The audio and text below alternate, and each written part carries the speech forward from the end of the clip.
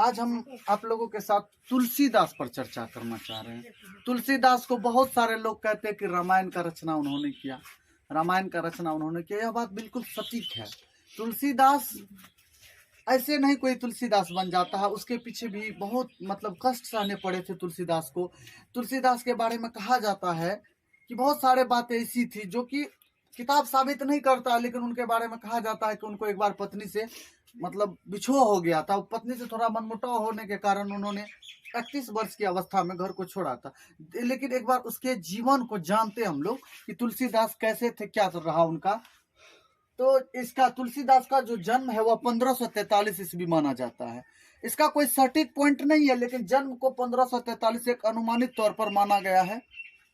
और इसके बाद इसका जो घर पड़ता है वह राजापुर बांदा उत्तर प्रदेश माना जाता है। कहाँ पर माना जाता है? राजापुर बांदा उत्तर प्रदेश। इसका मूल नाम जो था वह राम बोला था। क्या था? राम बोला था। कहा जाता है कि जब इसका जन्म हुआ तो इसकी माता का कुछ ही घंटों में इसकी माता की क्या हो गई? मृत्यु हो गई। तो जब इसके माता की मृत्यु हो गई तो इसके पिता को काफी तकलीफ हुआ कि यह लड़का अभागा है, कि इसके जन्म लेते ही इनकी माता की मृत्यु हो गई। इनका मूल नाम था राम बोला।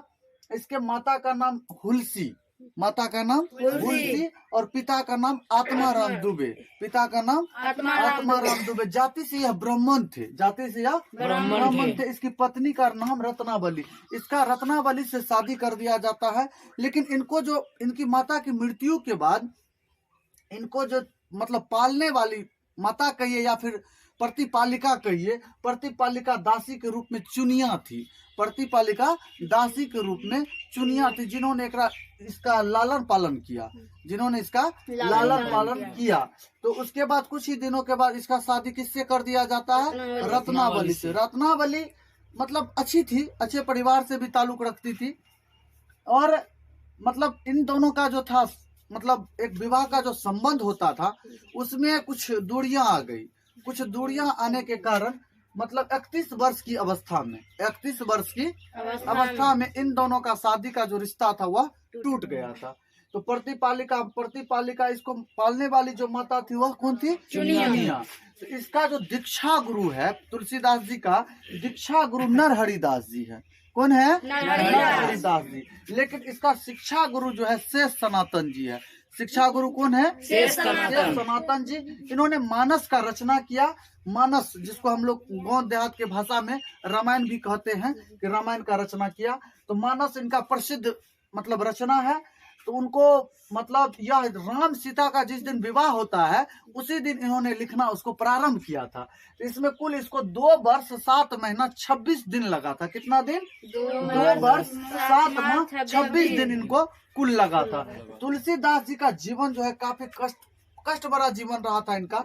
बचपन में इनकी माता की मृत्यु हो जाती है। उसके बाद पिता जो है इनको अभागा मानने लगते हैं।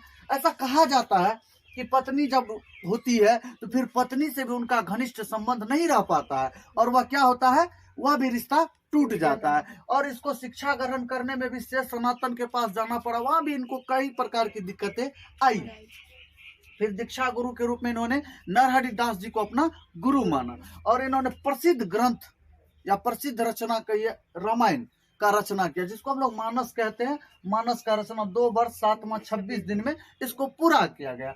जो राम सीता विवाह के शुभ अवसर पर उसको उसी दिन उन्होंने लिखना प्रारंभ किया था। हमारे गांव देहात में या फिर जो धर्म को मानने वाले लोग हैं, राम जी को मानते हैं, तो राम जी के सबसे परम भक्त में किसका नाम आ जाता है?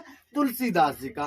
तो आज तुलसीदास हर घर में पूजा जाता है। तुलसीदास यूं ही नहीं पूजा जाता, उसके पीछे भी उसकी बहुत सारी तकलीफ, उसको भी बहुत सारी समस्याएं आई थी। ऐसा नहीं है कि तुलसीदास का जीवन बहुत सुख भरा था। उन्होंने बहुत सारी दुखों को झेलते हुए आज इस मंजिल पर है कि तुलसीदास को हर घर में पूजा जाता है। अगर रामायण की पूजा होती है तो तुलसीदास जी की भी पूजा होती है। अगर राम की पूजा होती है तो तुलसीदास की भी पूजा होती है।